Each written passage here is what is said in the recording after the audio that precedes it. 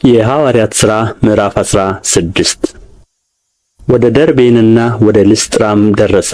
እነሆም በዚያ የአንዲት ያመነች አይሁዳዊት ልጅ ጢሞቴዎስ የሚባል አንድ ደቀ መዝሙር ነበረ። አባቱ ግን የግሪክ ሰው ነበረ።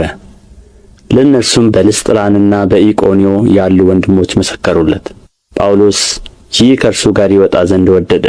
በእነዚያም ስፍራዎች ስለ ነበሩ አይሁድ ይዞ ገረዘው። አባቱ የግሪክ ሰው እንደሆነ ሁሉ ያውቁ ነበርና። በከተማዎችም ሲዞሩ በኢየሩሳሌም የነበሩት ሐዋርያትና ሽማግሌዎች የቈረጡትን ሥርዓት ይጠብቁ ዘንድ ሰጧቸው። አብያተ ክርስቲያናትም በሃይማኖት ይበረቱ ነበር፣ በቍጥርም ዕለት ዕለት ይበዙ ነበር። በእስያም ቃሉን እንዳይናገሩ መንፈስ ቅዱስ ስለ ከለከላቸው በፍርግያና በገላትያ አገር አለፉ። በሚስያም አንጻር በደረሱ ጊዜ ወደ ቢታንያ ይሄዱ ዘንድ ሞከሩ። የኢየሱስ መንፈስም አልፈቀደላቸውም። በሚስያም አጠገብ አልፈው ወደ ጢሮአዳ ወረዱ። ራእይም ለጳውሎስ በሌሊት ታየው። አንድ የመቄዶንያ ሰው ወደ መቄዶንያ ተሻገርና እርዳን እያለ ቆሞ ሲለምነው ነበር።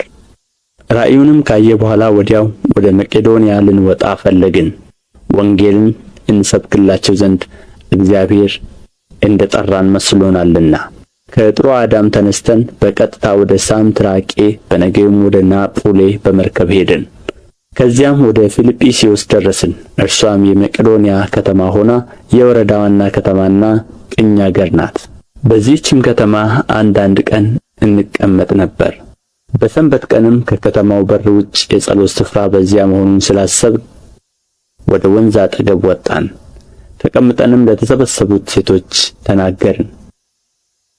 ከቲያጥሮን ከተማም የመጣች ቀይ ሐር ሻጭ እግዚአብሔርን የምታመልክ ሊዲያ የሚሉአት አንዲት ሴት ትሰማ ነበረች። ጳውሎስም የሚናገረውን ታዳምጥ ዘንድ ጌታ ልቧን ከፈተላት። እርሷም ከቤተሰቦቿ ጋር ከተጠመቀች በኋላ በጌታ የማምን እንደሆን ከፈረዳችሁልኝ ወደ ቤቴ ገብታችሁ ኑሩ ብላ ለመነችን፣ በግድም አለችን። ወደ ጸሎት ስፍራም ስንሄድ የሟርተኝነት መንፈስ የነበረባት ለጌቶቿም እየጠነቈለች ብዙ ትርፍ ታመጣ የነበረች አንዲት ገረድ አገኘችን።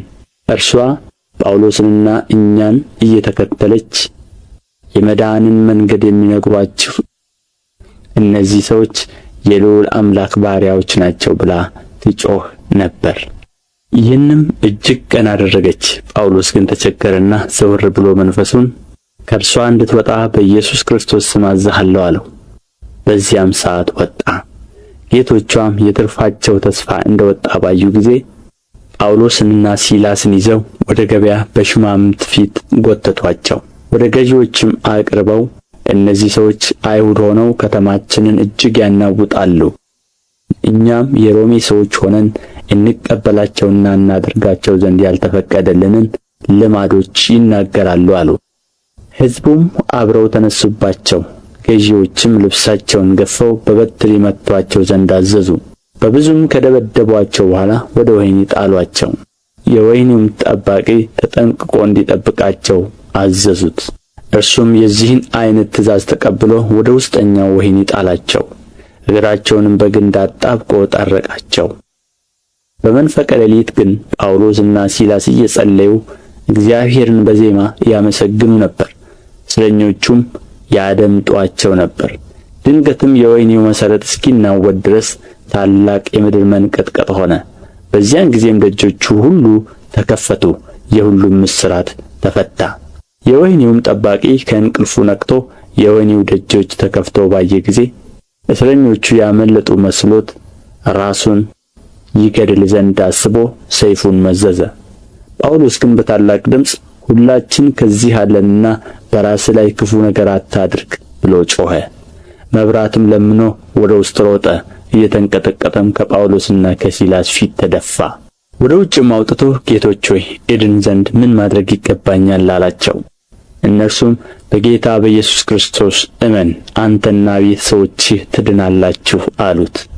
ለእርሱና በቤቱም ላሉት ሁሉ የእግዚአብሔርን ቃል ተናገሯቸው።